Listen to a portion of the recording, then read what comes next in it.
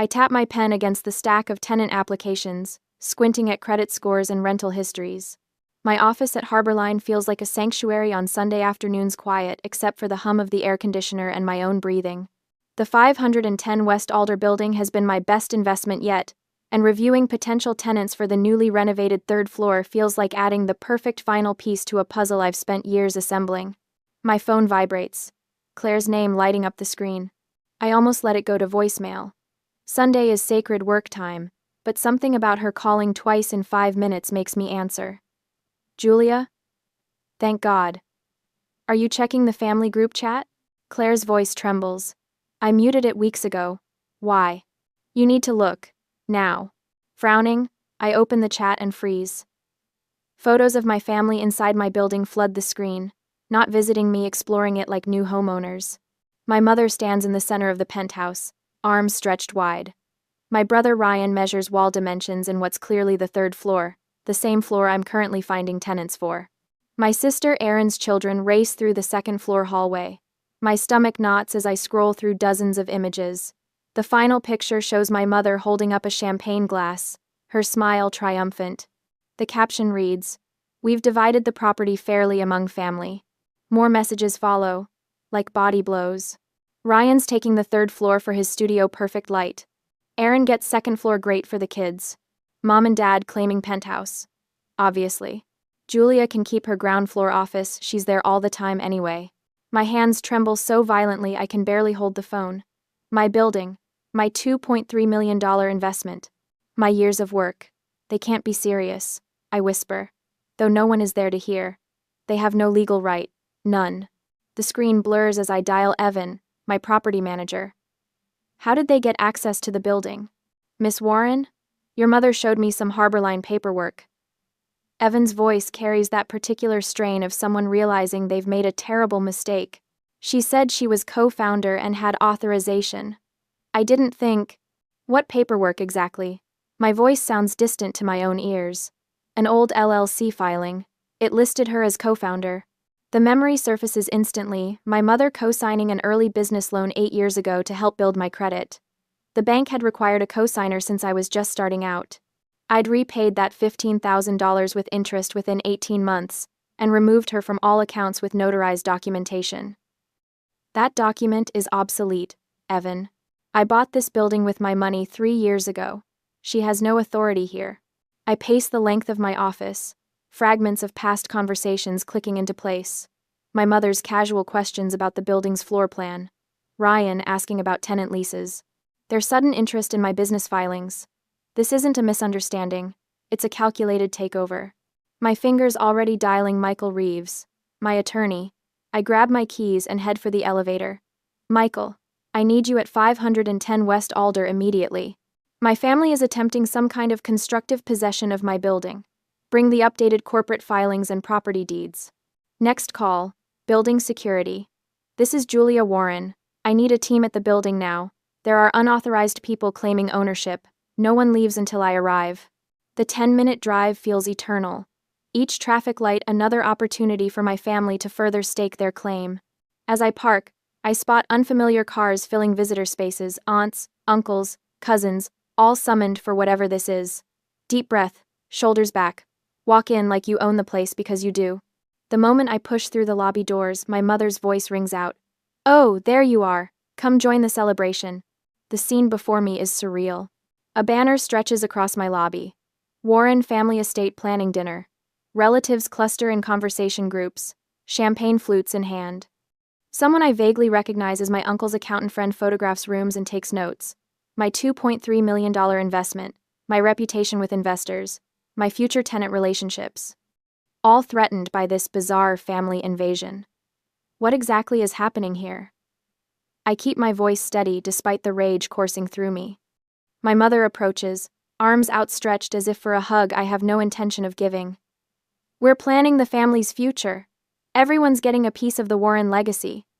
The Warren legacy? I repeat, ice threading through each word. You mean my building? The one I purchased with my own money? Now, Julia, my father interjects, don't be selfish. This is about family. Ryan saunters over, architectural magazine tucked under his arm. The third floor is perfect for my studio. Great natural light. I spot Claire standing apart from the others, arms crossed, relief visible on her face now that I've arrived. At least one ally in this madness. The elevator dings, and Michael steps out, leather portfolio tucked under his arm. The cavalry has arrived. Everyone, I announce, voice carrying across the lobby. Conversations halt. This celebration is over. This building belongs to Harborline Development, LLC, which is solely owned by me. My mother's smile doesn't falter. Don't be ridiculous, honey. I co-founded Harborline. It's as much mine as yours. That's legally incorrect. Michael steps forward, opening his portfolio. I have here the current corporate filings showing Julia Warren as sole owner of Harborline Development, LLC, along with the property deed for 510 West Alder showing the company as sole owner of this building. He turns to address my mother directly. What you're attempting could be construed as constructive possession, Mrs. Warren. It's not just inappropriate, it's potentially actionable. Security arrives, 4 uniformed officers filling the doorway. The atmosphere shifts instantly. Champagne glasses lower, smiles fade.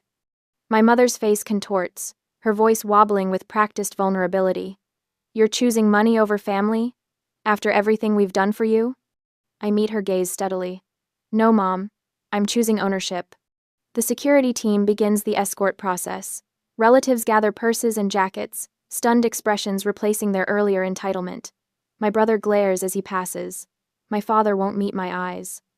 My mother pauses at the door. This isn't over, Julia. Family means sharing. This was never yours to share, I reply. I stand in the empty lobby long after they've gone, watching their cars pull away. Claire approaches, squeezing my arm gently. Thank you for calling. I tell her. They've been planning this for weeks, she admits. I couldn't stomach it anymore. Michael flips through his notes nearby. We should change the security codes immediately, and I'll prepare cease and desist letters for Monday. I nod, staring at the Warren family estate planning banner now drooping pathetically from one corner. This isn't some impulsive family drama. This was coordinated, planned. And it's only the beginning. I squint against the morning sun as the locksmith kneels before the main entrance, his tools spread across the lobby floor. 3 others work simultaneously on different floors, my morning orchestra of clicks and metal scrapes. Yesterday's family invasion left fingerprints everywhere, not just on champagne flutes but on my sense of security. Every lock in the building. I confirm, watching him nod without looking up. And I want digital keypad upgrades on the penthouse and my office. Evan hovers nearby, jacket creased from what was clearly a sleepless night, his usual confident posture replaced by a man expecting termination. Miss Warren, I've prepared a full report on how your mother gained access. He extends a manila folder, hand trembling slightly. I should have verified her claims more thoroughly. There's no excuse. I accept the folder but don't open it immediately. Walk me through exactly what happened. Evan swallows. She arrived Friday afternoon with Ryan, showed me copies of an old LLC certificate listing her as registered agent. Had an EIN letter with her name as the responsible party. His voice grows steadier as he recounts facts rather than his failure. She claimed you were restructuring Harborline's management team and needed measurements for a family office expansion. And you believed her. She had documentation, Miss Warren. And she's your mother. I never thought. That's the problem. I cut him off, finally opening the folder. None of us thought they'd go this far. Inside, Evan has meticulously documented everything, time-stamped building entry logs, copies of the documents Linda presented, even photographs of the planning session taken by security cameras. The family dinner wasn't spontaneous. It was the culmination of weeks of reconnaissance. My phone buzzes. Michael, Julia, I've emailed you the bank statements showing your repayment of your mother's $15,000 contribution from 8 years ago, plus the notarized letter removing her from Harborline's accounts. There's not a single legal thread connecting her to your company. I press the phone against my ear, pacing away from the locksmith's curious glance. They've been planning this for months, Michael. This wasn't some impulsive Sunday gathering. They targeted my most valuable asset deliberately. The documents prove it, he agrees. They timed this during your refinancing negotiations, when any ownership dispute could potentially derail the entire deal. Realization settles like concrete in my stomach. Every tenant in this building is now questioning who actually owns their rental space. My staff doesn't know who has authority. And if they're asking about 510 West Alder, they might be asking about your other properties too, Michael finishes. I'm contacting all 5 building managers this morning to alert them. The scope clarifies with brutal efficiency. This isn't about one building, it's about Harborline itself. 8 years of work, 5 properties, my entire professional identity. I always knew Mom minimized my achievements. I say quietly. But this goes beyond taking credit. She's trying to take everything. After ending the call, I find Claire's text waiting. They're asking about Hamilton Square. Mom told Uncle Dave she co-owns that property too. Hamilton Square, my second acquisition, purchased entirely with profits from the first. No family money, no family input, no family connection whatsoever. The locksmith rises, handing me a set of keys. All done, Miss Warren. New locks throughout the building. Only these keys and the codes you set will grant access. Thank you. I clutch the keys until the metal bites into my palm. Too late. I realize physical locks won't solve this. They've already breached something far more fundamental. Back in my office, I spread the documents across my desk. Bank statements, notarized removal letter, property deeds. Each page represents a boundary I thought was clear. Each signature a declaration of independence I believed was understood. 8 years ago, when I started Harborline, my mother's $15,000 was framed as a family contribution. I insisted on repaying it with interest, sensing even then the invisible strings attached. The repayment check cleared. The notarized removal letter was signed. I have the receipts. But receipts don't matter if they're claiming the entire ledger. This isn't just about a building. It's about control.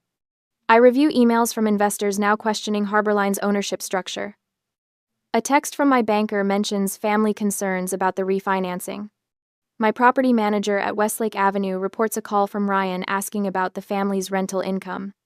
The magnitude of their betrayal unfolds document by document. They've reached into every corner of my professional world, questioning my legitimacy in the eyes of people whose trust I've spent years earning. I think back to dinner conversations where Linda patted my hand after business accomplishments. That's too much responsibility for you, dear. The statement wasn't concern, it was a worldview. In her mind, I've never been a businesswoman, just a daughter playing with property until the real adults stepped in. Somewhere across town, my family regroups after yesterday's humiliation. I can picture them clearly, Ryan pacing, face flushed with the same anger he's carried since childhood when things didn't go his way. She had us thrown out by security. Her own family. Aaron would be next, always the instigator while maintaining plausible deniability. Mom, you need to fight for what's yours. Julia's success came from your support. You deserve recognition. And my mother, center stage as always, would nod with practiced righteousness. I'm not asking for just the building. Harborline itself was built on my guidance. She owes everything to this family. Their motives crystallize in my mind. Not cartoonish greed, but something more dangerous, genuine belief in their entitlement. They've convinced themselves they deserve part of what I've built, making them formidable in their moral certainty. Ryan's studio has been failing for years, his paintings collecting dust instead of buyers. He needs space, expensive space, without the burden of rent. Erin's children attend mediocre schools while she posts aspirational photos of private education on social media. And Linda's retirement planning consists entirely of what she believes others owe her. The doorbell interrupts my thoughts. Michael stands there, additional folders tucked under his arm, expression grim but determined. I brought the corporate filings from the Secretary of State's office, he says, setting them beside the other documents. And Evan sent over the security reports, documenting every instance your family accessed the building in the past month. It's more frequent than we initially thought. My phone buzzes with another text from Claire. Mom's already talking to people about what happened yesterday, spinning it as you choosing business over family loyalty. Be prepared. Michael notices my expression. What is it? They're starting a public perception battle. If they can't take the building by force, they'll try pressure from every direction. He nods, spreading the documents methodically. Then we prepare for every direction. I've documented the entire history of Harborline's founding, growth, and your mother's limited early involvement. We'll be ready for whatever comes next. For the first time since yesterday's invasion, determination replaces disbelief. This is no longer just about defending what's mine, it's about exposing their manipulation for what it truly is. They think they're entitled to my life's work, I say, sorting the papers into organized stacks. Let's show them exactly how wrong they are. I stare at my phone as another notification chimes. For days now, I've silenced it, but curiosity finally wins. My thumb hovers over the screen before I tap to open the post. Linda Warren's profile picture smiles back at me, her public status update already collecting sympathetic comments. Heartbroken that my daughter cut me out of the company we built together. A mother's love shouldn't be repaid with lawyers and security guards. My chest tightens as I scroll further. Ryan has uploaded video from their Sunday dinner invasion, carefully edited to show them laughing together, measuring rooms with tape measures. His caption reads, "When family forgets who helped them start." The comments section overflows with support people I've never met, condemning me for betraying my own blood. This isn't random, I mutter, setting my phone down to pace my office. The timing is too perfect. These posts appeared exactly as I entered final negotiations with Westlake investors on 2 potential acquisitions. 3 separate tenants have called asking if Harborline is having ownership problems. My own business contacts are starting to ask uncomfortable questions. The local business blog, one I've been featured in twice before, has republished snippets of Linda's claims with the headline, "Property Developer and Family Feud." My reputation, built over years of meticulous work and careful relationship building, now threatened by family weaponizing sentimentality. I check the timestamp on Ryan's post, uploaded during my investor meeting yesterday. Not coincidence. Strategy. My phone buzzes again. 4 missed calls from current tenants. 2 emails from potential investors requesting clarification on ownership structure. This isn't just an emotional attack, it's a coordinated strike against my business. I dial Michael's number. "Have you seen what they're posting?" "I was about to call you," he answers. This crosses into potential defamation territory. "They're timing these posts to coincide with my investor meetings," I say, voice tight with controlled fury. "They're deliberately sabotaging Harborline." "We have options."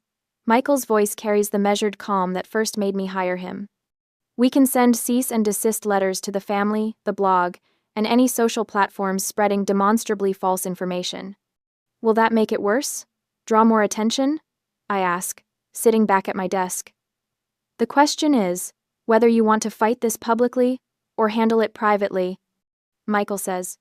Hoping it fades away isn't working. These posts are gathering traction. I pull up the browser tab showing the business blog, reading comments from people speculating about Harborline's future. My future. Years of building credibility reduced to gossip fodder. I need to address this directly, I decide. If we stay silent, their story becomes the only story. I agree. I'll start drafting defamation notices, Michael says. Meanwhile, prepare a comprehensive statement with those timestamped filings and repayment confirmations we discussed.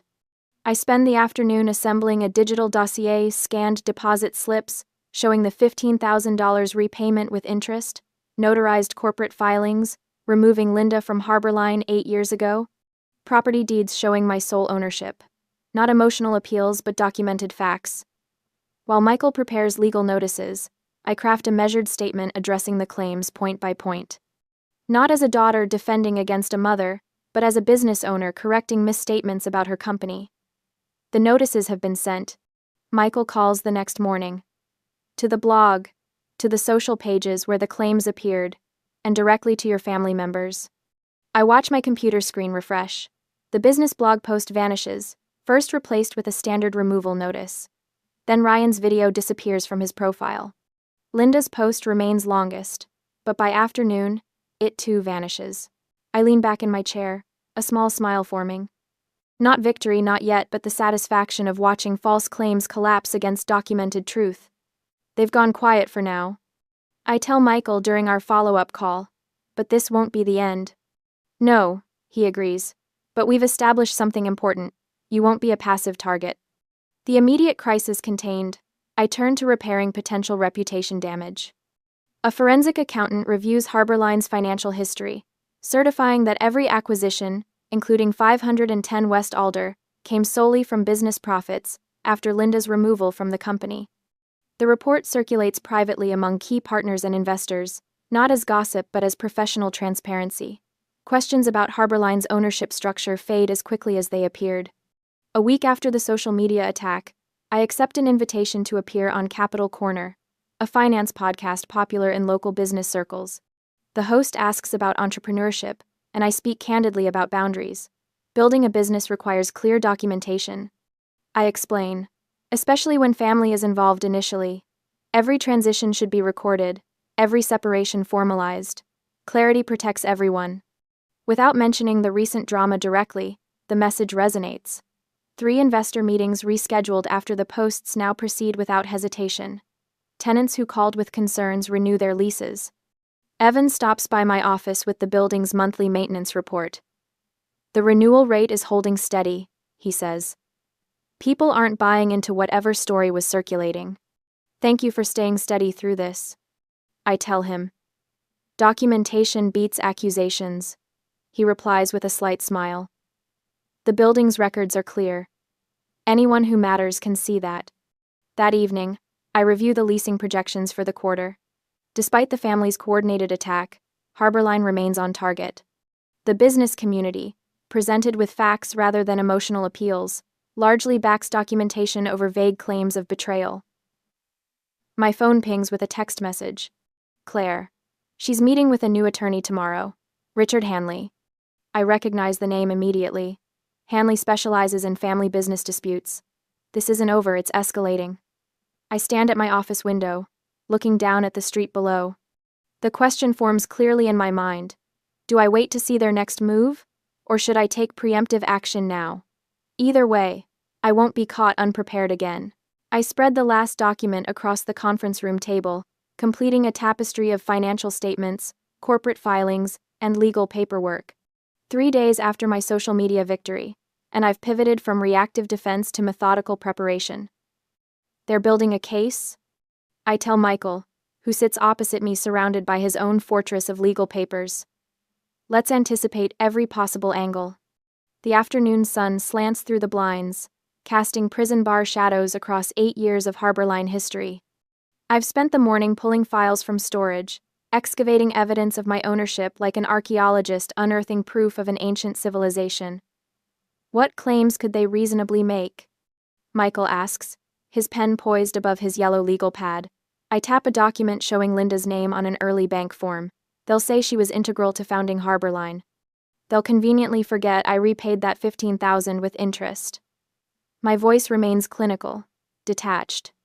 The white-hot anger from the building intrusion has cooled into something harder, more focused.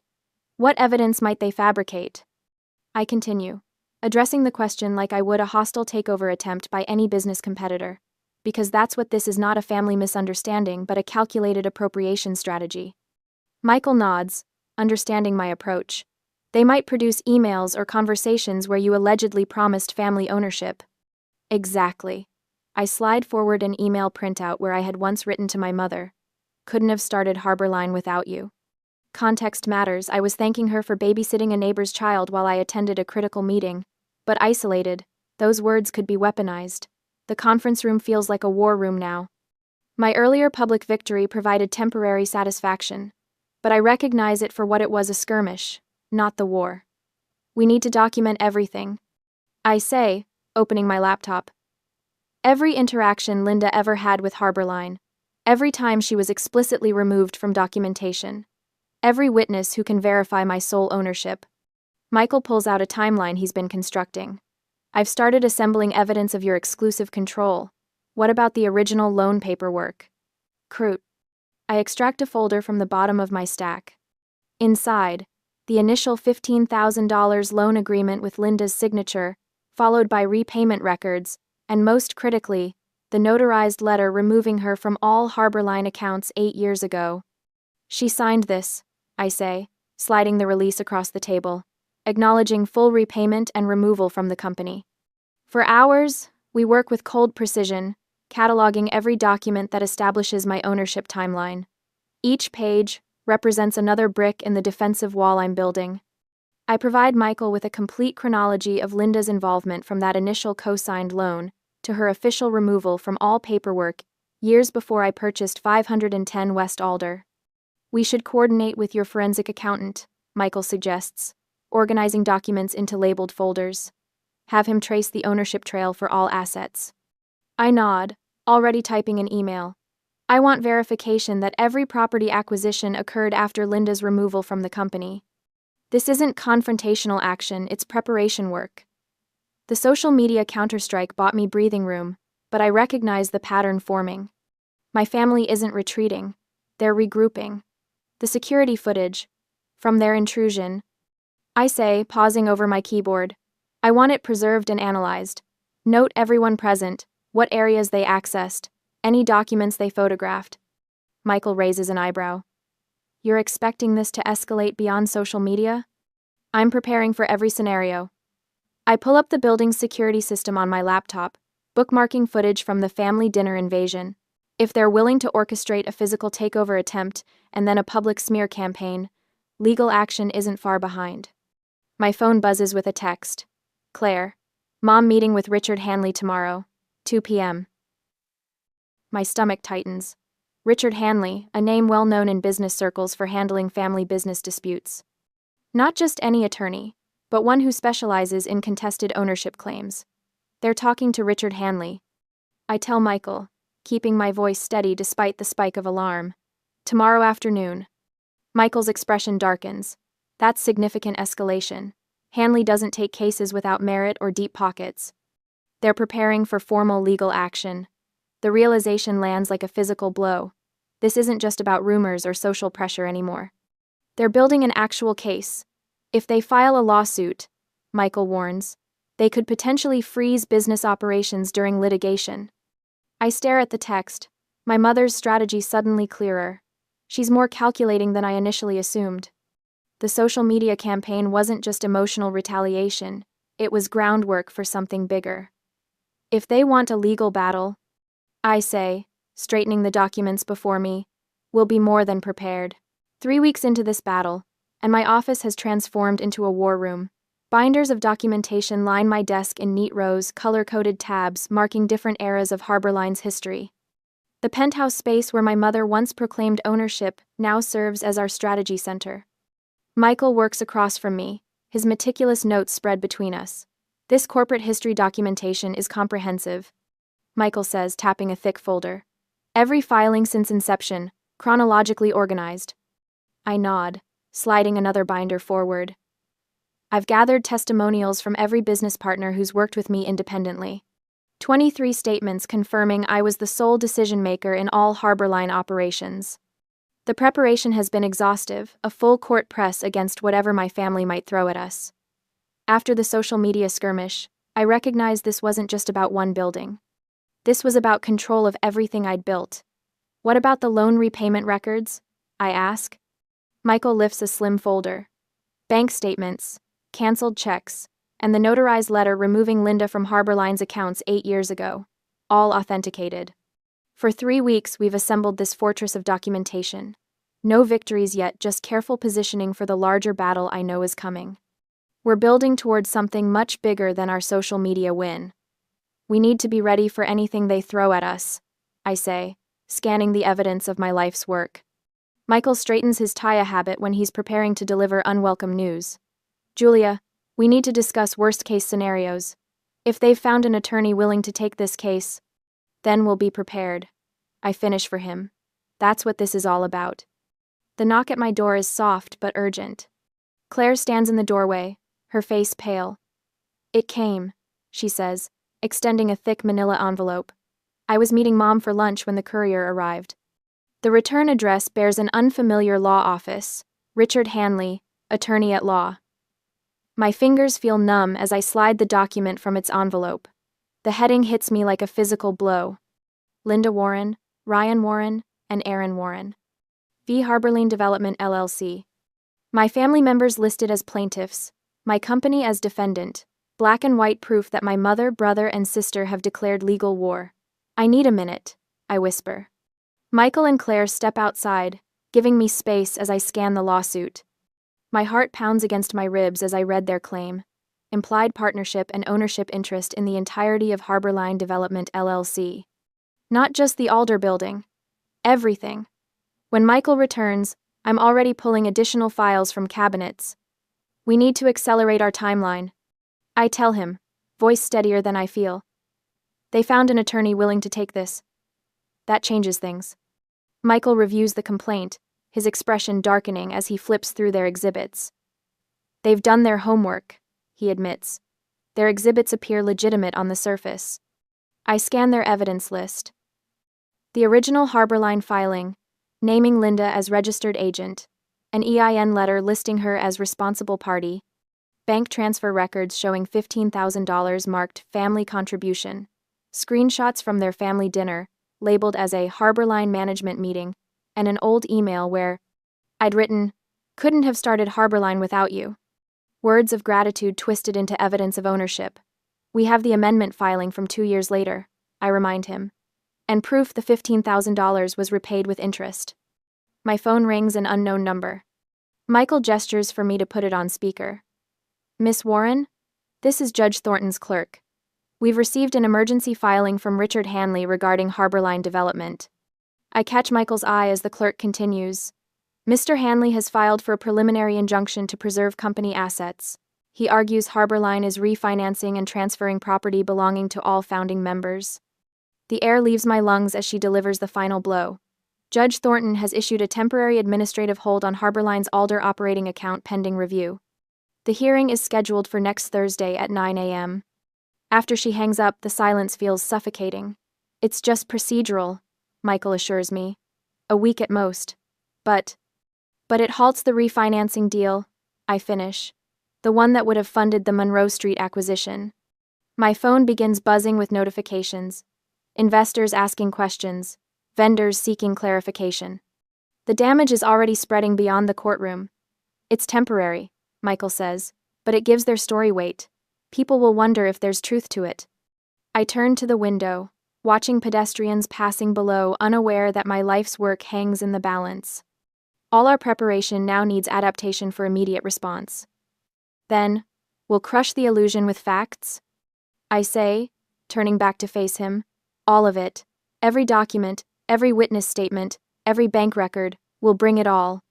The administrative hold is just a procedural speed bump, but the implications reach further. This isn't just about defending what's mine anymore. It's about proving who I am. My family has made their move. Now I'll make mine.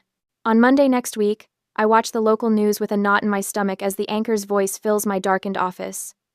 Co-founder sues daughter over multi-million-dollar portfolio.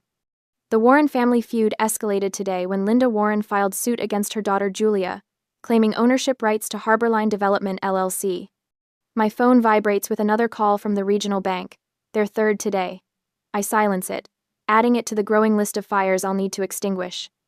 The temporary administrative hold has morphed into something far more dangerous, our primary credit line now paused pending resolution. Vendors have been calling hourly, demanding clarification about Harborline's ownership structure.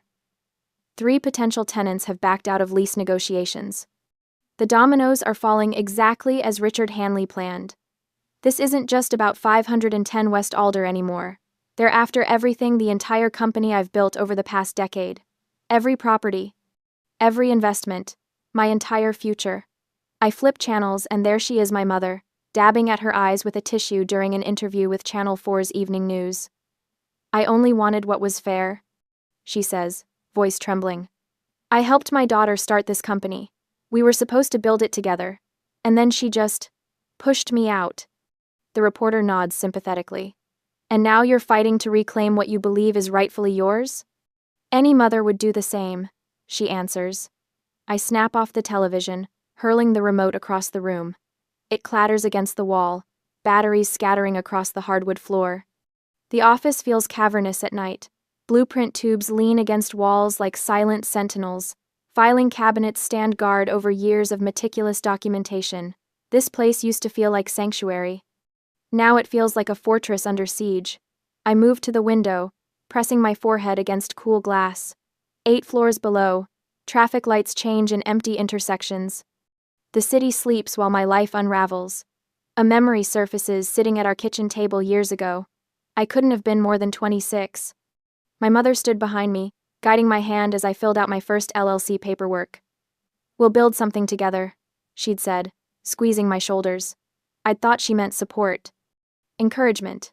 The kind of faith mothers are supposed to have in their daughters. I never imagined she meant literal ownership, that someday she'd claim rights to everything I'd built. This was never about family connection, it was about control. And Richard Hanley, that shrewd, calculating shark, is using every legal maneuver to give their lies temporary traction. The administrative hold was just the beginning.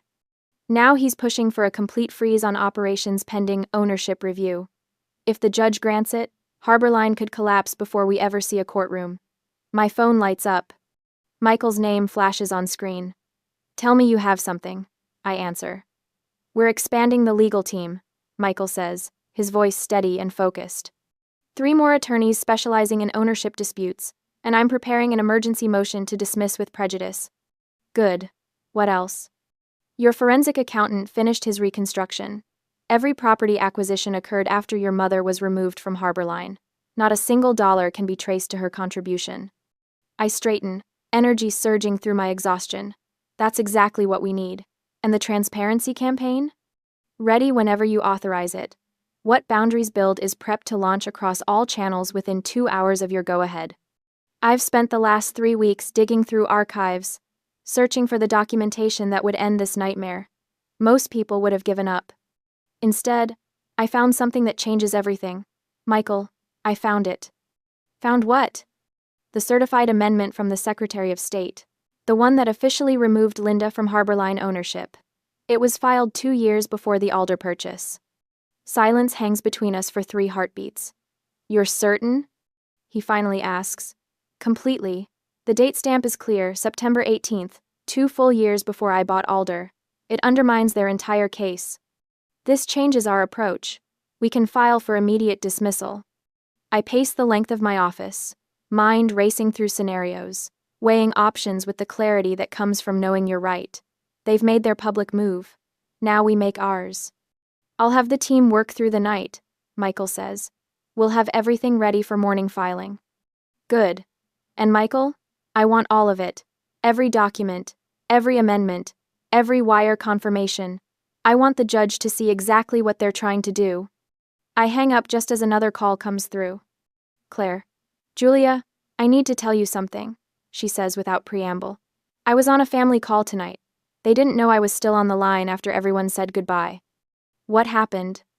"I heard Mom talking to Richard Hanley," she said, and I'm quoting exactly. "We just need to pressure her. She'll settle before trial rather than risk her reputation." My fingers tighten around the phone. "You're sure those were her exact words?" I took notes, word for word. "She's not planning to win in court, Julia. She's counting on you folding under pressure." "Did you record the call?" "No, that would be illegal. But I have my written notes and the text messages afterward, where they discussed the strategy. All legally obtained." The final piece clicks into place. This isn't just about greed or entitlement. This is deliberate coercion. "Can you send those notes to Michael?" "Already did. He says they're admissible." I stare at the city lights, something hardening inside me. Not anger anymore, determination. Cold, clear purpose. "Thank you, Claire, for everything." "They're wrong, Julia. About all of it." After we hang up, I call Michael back. "I'm authorizing everything," I tell him. "File the motion to dismiss. Launch the transparency campaign. All of it." "You understand what this means?" Michael asks carefully. "Once we do this, there's no settlement option. It's all-out legal warfare. They're family." I think about the word family, how it's supposed to mean protection, support, safety. How mine has twisted it into a weapon. They stopped being family the moment they tried to take what's mine, I say. They chose this battlefield. Now they'll face the consequences. "The judge will see through their scheme," Michael assures me. "The documentation is bulletproof." "There's one more thing I need to know," I say. "Are you sure you want to fight this publicly? Once we launch the campaign, everything will be exposed." I turn away from the window, facing my reflection in the darkened glass. The woman looking back at me isn't the same one who stood shocked in her lobby watching family members measure her rooms. She's stronger, sharper, ready. I've already been tried in public, I tell him. Now they'll see the evidence. As I hang up, I know there's no turning back. Tomorrow morning, Michael files our motion to dismiss. Tomorrow afternoon, what boundaries build goes public, with every document, every fact, every receipt that proves my sole ownership. Let them come. I've built my fortress not with bricks, but with something far stronger, the truth documented in black and white. And unlike family loyalty, paper doesn't lie. On Thursday that week, I step into the courthouse, heartbeat thrumming in my ears. Reporters cluster outside like vultures, camera flashes exploding against the stone facade. The marble floors gleam under fluorescent lights as I follow Michael through security, past wooden benches filled with strangers whose lives hang in similar balance. Remember, Michael murmurs, let the evidence speak, no matter what they say. The courtroom door swings open. My mother sits at the plaintiff's table, a tissue clutched in her hand. She's wearing a pale blue cardigan I recognize from childhood Sundays, the one she saves for church and funerals. Ryan slouches beside her, uncharacteristically subdued in a borrowed suit. Richard Hanley arranges papers with practiced efficiency, not bothering to look up as we enter. Our footsteps echo against wood paneling as we take our places. The room smells of furniture, polish, and desperation. I catch Claire's eye from the gallery, her slight nod giving me courage as the bailiff calls the court to order. Judge enters, his gaze sweeping the room before settling on the stack of motions before him. Warren versus Harborline Development, he announces, voice carrying the weight of 40 years on the bench. I've reviewed the filings. Let's proceed. Richard Hanley rises first, straightening his tie with manicured fingers. Your Honor, this case is fundamentally about a daughter erasing her mother from a family business they built together. He strides toward Linda, placing his hand on her shoulder. Mrs. Warren helped found Harborline Development. She provided capital, guidance, and her name to establish her daughter's company. Linda raises her head, tears glistening. She pulls the EIN letter from her purse, holding it like a holy relic. I just wanted to help my family, she says, voice trembling. To create something we could all share. The performance is flawless. I've seen variations of it my entire life. At parent-teacher conferences when I got awards, at dinner parties when describing my first property purchase. Linda Warren, the selfless mother who made everything possible. The documentation shows, Hanley continues, that Mrs. Warren was listed as a responsible party on the original EIN application. She contributed $15,000 to capitalize the business. She was, by any reasonable definition, a co-founder whose interests have been systematically erased. Michael rises, his movements measured against Hanley's theatrical flourishes. Your Honor, if I may. He opens his leather portfolio, the same one he carried when we confronted my family in the lobby weeks ago. The plaintiff's entire case rests on outdated documents and deliberate misrepresentations. He places the amended operating agreement on the projector. The timestamp glows on screen. 8 years ago, notarized, filed with the Secretary of State. This amendment, properly executed and filed, removed Linda Warren from any ownership role in Harborline Development. It was signed by all parties, including Mrs. Warren herself. My mother flinches, but recovers quickly. I didn't understand what I was signing. Then perhaps you'll understand this, Michael counters, producing another document. A release of guarantee, acknowledging receipt of $15,000 plus interest, releasing you from all obligations related to Harborline Development. He places the document on the projector. My mother's signature stands bold against white paper, undeniable. Your Honor. Michael continues, the plaintiff claims ownership interest in properties acquired by Harborline, including 510 West Alder.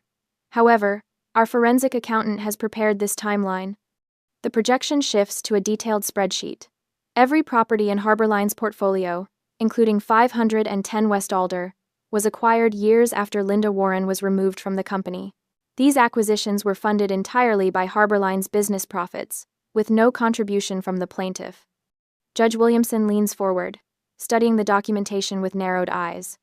Furthermore, Michael says, we have evidence suggesting this lawsuit is not a good faith effort to resolve ownership disputes, but rather a pressure tactic designed to force a settlement. He produces Claire's transcript, bound in a blue folder.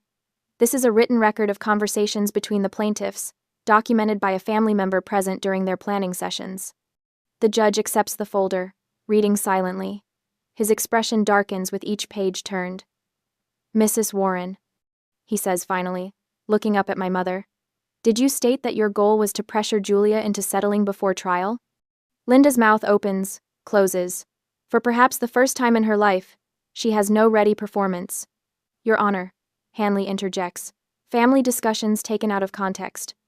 "I asked Mrs. Warren," judge interrupts, voice cold. "We just wanted what's fair," my mother manages. "And this," Michael says, playing the final card, "is security footage from 510 West Alder, showing the plaintiffs measuring rooms, assigning spaces, and planning renovations without any legal right to the property." The video plays, unmistakable. My family dividing my building like conquered territory. Ryan measuring the third floor with a laser tool. Aaron's children running through hallways. My mother raising a champagne glass in the penthouse. Judge watches without expression. When the footage ends, the silence hangs thick as summer humidity. "Mrs. Warren," he says finally, "you admitted your goal was to pressure your daughter into settlement. That's coercion, not partnership." He closes the folder with finality. This court finds no merit whatsoever in the plaintiff's claims. The case is dismissed with prejudice. My breath catches. Dismissed with prejudice. Cannot be refiled. Furthermore, the judge continues, the court awards Harborline Development $13,400 in attorney's fees to be paid by the plaintiffs within 90 days. Linda's face drains of color. Ryan's jaw tightens. I remain perfectly still, hands folded on the table before me. Additionally, this court grants a civil injunction prohibiting Linda Warren, Ryan Warren, and Aaron Warren from making further false claims against Harborline Development, or its properties, and from harassing or interfering with its business operations in any way. Judge rises. We're adjourned. The gavel strikes with the sound of finality. Outside, reporters swarm like summer insects, microphones thrust toward my face. Questions overlap into unintelligible noise. I walk past them, chin lifted, neither smiling nor scowling, professional, dignified. As we reach the courthouse steps, I hear footsteps behind us. Richard Hanley approaches, his expression unreadable. "Well played," he says simply, before turning back toward the building where my family remains, stunned by the completeness of their defeat. 3 months later, I'm reviewing expansion plans for a property in the West District when Claire calls. "Have you heard?" she asks without preamble. "Heard what?" Aunt Linda received notice of an IRS audit. Apparently someone filed income declarations during the lawsuit that don't match her previous returns. I allow myself a small smile. How unfortunate. "Ryan's moving to Portland next week," Claire continues. "And Aaron's influencer business lost 3 major sponsors after the court documents became public record." I trace my finger along blueprints for the West District property. "And Linda?" "Hasn't been seen at the country club in weeks. Canceled her standing lunch reservation at Meridian. Dad says she's talking about visiting cousins in Florida for an extended stay." After we hang up, I walk through the 5th-floor conference room of 510 West Alder, the penthouse my mother had claimed for herself. Floor-to-ceiling windows overlook the city my family thought they could take from me. Michael joins me, setting his briefcase on the conference table. "The refinancing came through. You're clear to move forward with the West District acquisition. The documentation strategy worked perfectly," he adds, smiling slightly. "Exactly as we planned." I nod, thinking of Claire's loyalty, Michael's methodical approach, the security team's immediate response that first day. We had good people. Below, pedestrians move along sidewalks, each pursuing their own ambitions, fighting their own battles, none of them knowing that within these walls, a siege has ended and a victor emerged. Not the victim my family tried to create, but something far more powerful, a woman who chose ownership. I sign the last document with a flourish and slide the stack across the polished conference table to Michael. 6 months after the court victory, Harborline's refinancing is complete, the very deal my family tried to block. The lender even offered better terms than initially proposed. "How's it feel to close this chapter?" Michael asks, tucking the paperwork into his briefcase. "Like I can finally breathe again." I stand and walk to the window overlooking downtown. Spring sunlight glints off the glass towers, including 2 new Harborline acquisitions. Who knew a family crisis would end up strengthening the entire business? Michael laughs. That's what I admire about you, Julia. Most people would have been destroyed by what your family attempted. You turned it into an opportunity. The words catch me off guard. 6 months ago, I sat in my office feeling ambushed and violated. Now investors call weekly, impressed by how I handled the crisis. 3 commercial property groups have approached me about partnerships. The business community that witnessed my family's public attack now respects me even more for my strategic response. I never wanted this fight, I admit, but it made me stronger. Back at the office, I find Evan reviewing security footage, one of our new protocols. After my family manipulated him with outdated paperwork, we implemented comprehensive verification procedures. Every Harborline property now requires biometric access for sensitive areas. Document authentication systems flag expired filings. These safeguards protect not just against my family but against any similar attempt. Miss Warren, Evan says, standing as I enter. The new security team at Westlake Plaza completed their training. All access codes updated. I nod. Good. And please, after everything we've been through, just call me Julia. The tenant applications on my desk remind me of that Sunday 6 months ago. I review credit reports with none of the anxiety that once shadowed this task. No jumping when my phone rings. No second-guessing my right to make decisions about my own properties. Later that afternoon, I meet with my new legal team, not just Michael, but 3 additional attorneys on permanent retainer. The court victory taught me that proper legal representation isn't an expense, it's an investment. Together we've created airtight ownership documentation for every Harborline property. Never again will anyone question what's mine. After work, I drive to 510 West Alder, the building that started everything. Once just another property in my portfolio, now Harborline's headquarters. I park underground and take the elevator to the lobby.